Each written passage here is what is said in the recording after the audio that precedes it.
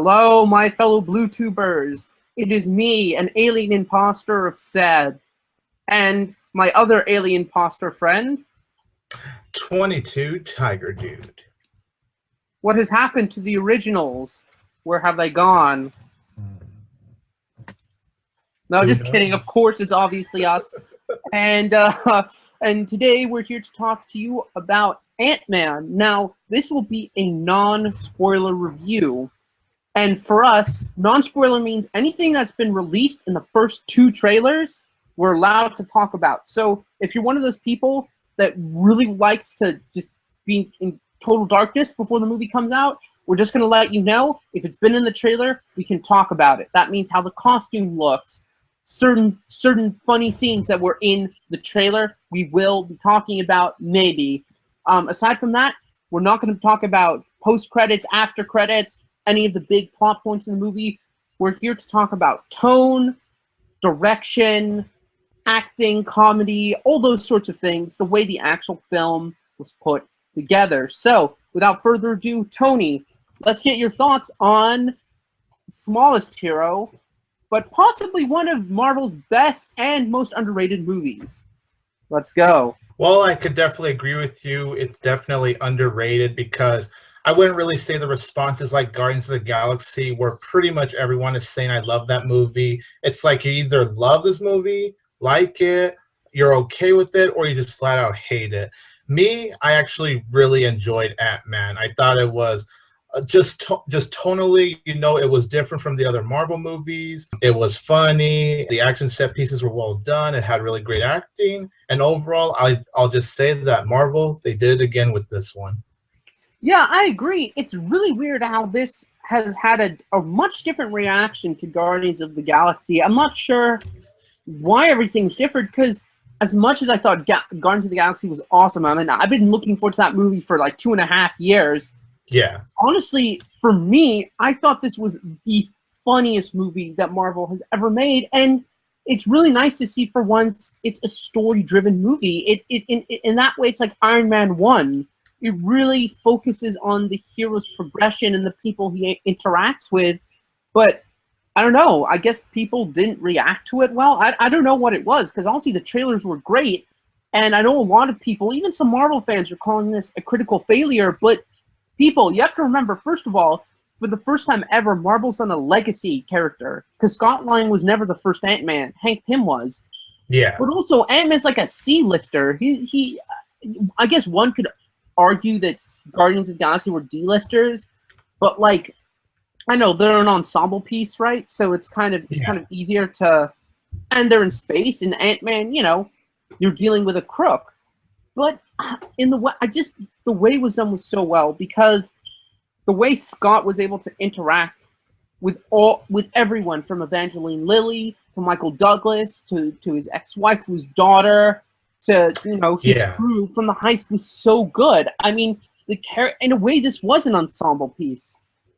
In a way, because like I can see that, because like you said, you had Hank Pym, and then you had Evangeline Lilly, and then you have Michael Pena and his gang. So yeah, exactly. No matter what it is, he was technically in some sort of group, right? He was either with Hank Pym and his daughter, or with his heist crew. But it was but there was still a lot of heart, It's not just a movie that's just funny.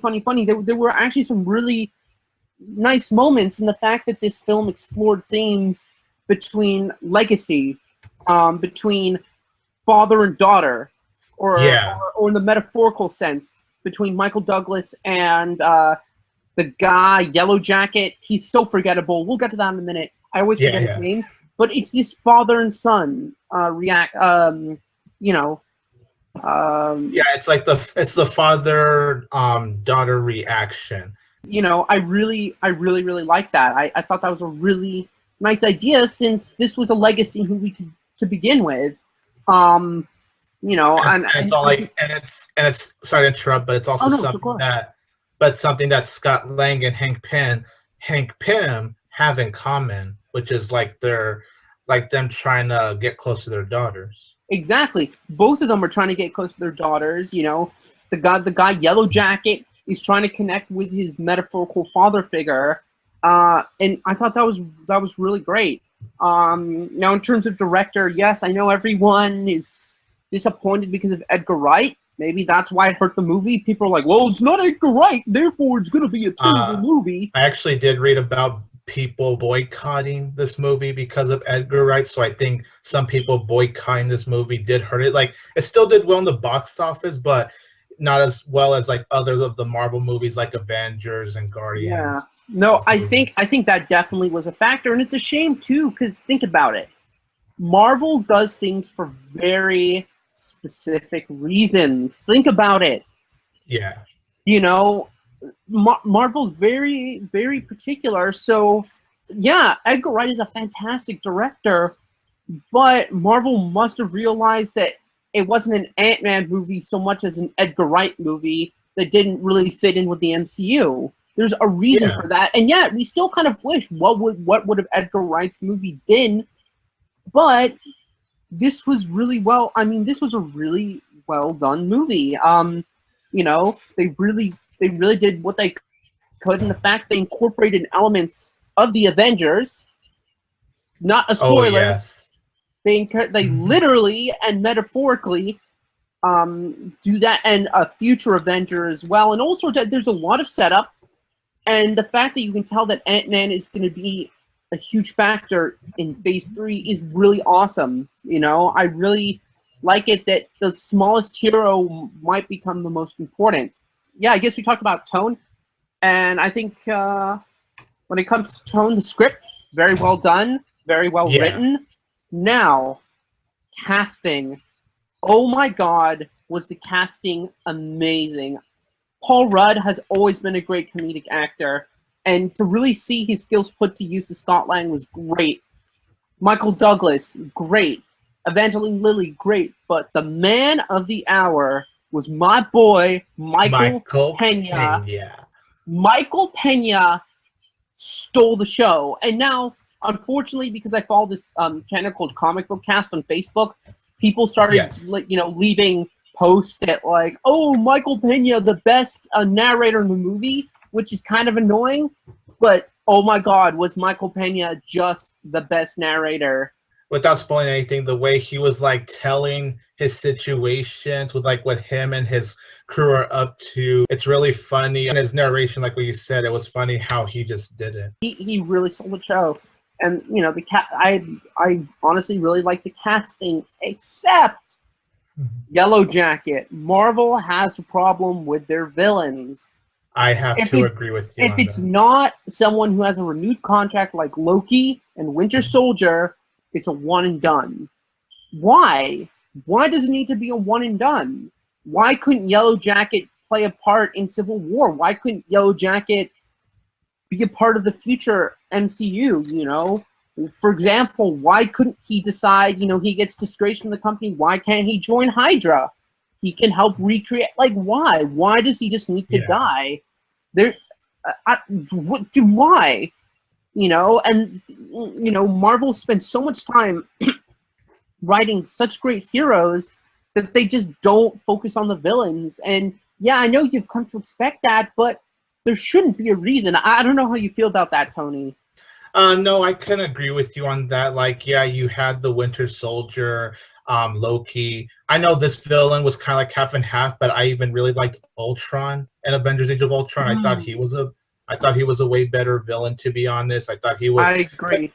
Because his personality, you know, I know a lot of people didn't like his personality being sarcastic and funny, but honestly, to me, that really worked with Ultron.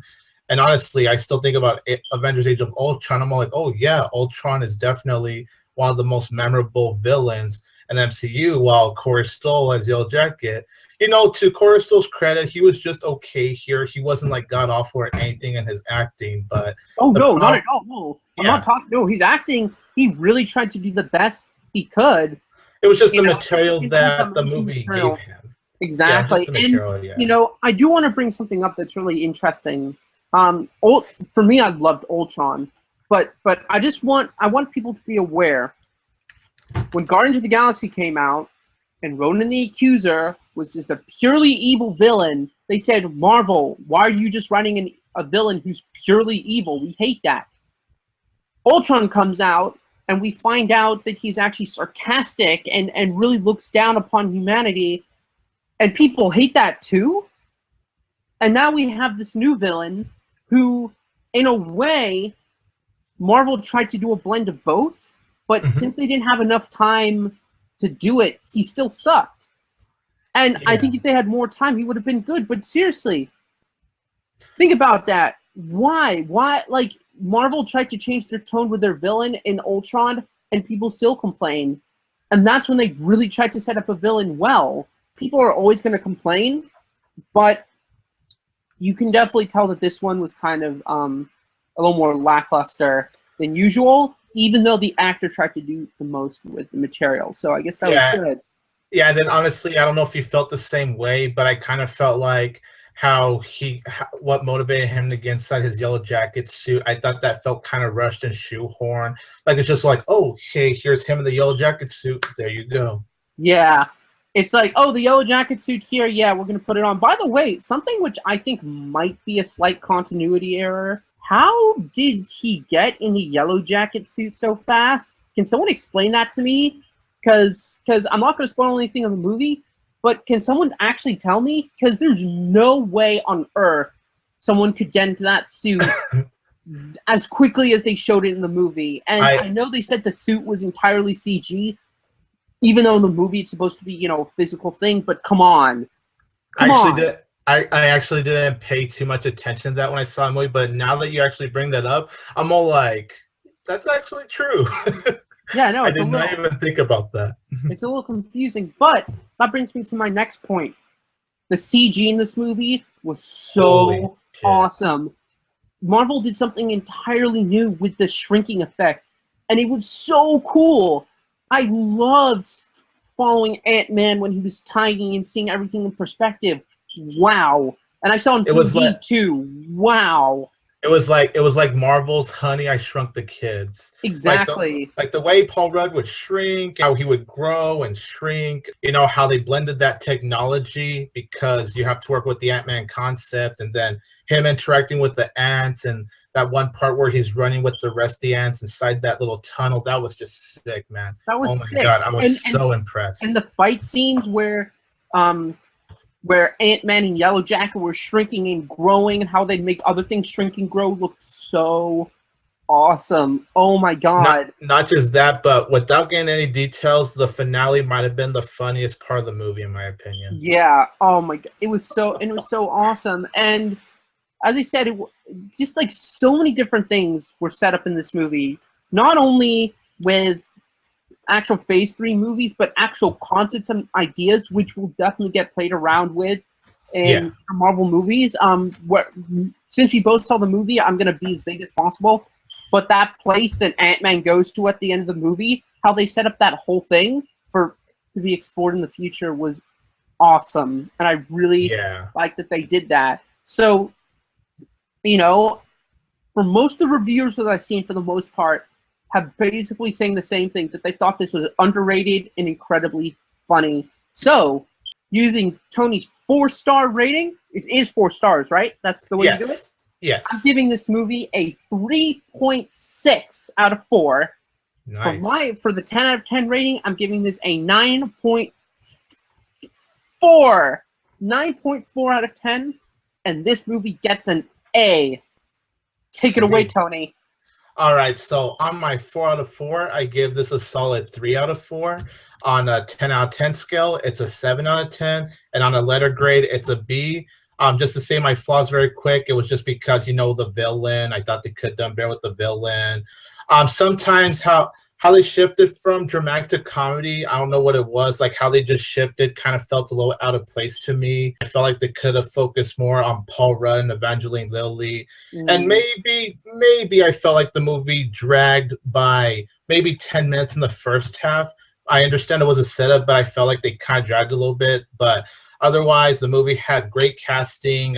Most of the performances were excellent. Action sequences were epic. How they set up from the after events of Avengers and the before events, that's really cool. It was really well done. Michael Pena kills it. Love the finale. great cinematography, and Peyton Reed, coming from someone that I believe directed the Bring It On movie. Yeah, Peyton Reed did a really good job. So those are my ratings for the movie. All right. Well, thank you guys very much for joining us for this non-spoiler review of Ant-Man. Pretty soon we'll try and get a couple more BlueTubers on here to just go spoiler heavy. We will be talking about plot and some of the awesome action scenes and why it worked or why they didn't work. So look forward to that very, very soon. It's been me, Seb, for Universe of the BlueTubers with my good pal 22 Tiger Dude here also on Universe of the BlueTubers. And of course, you can check Tony out on his own YouTube channel, 22tigerdude, or on his Facebook, also 22tigerdude. He has some great stuff there, as you guys already know. Also, check out our Universe of the BlueTubers Facebook page, because that's where we give you guys updates on the channel, and we share all the videos on this channel over on that page.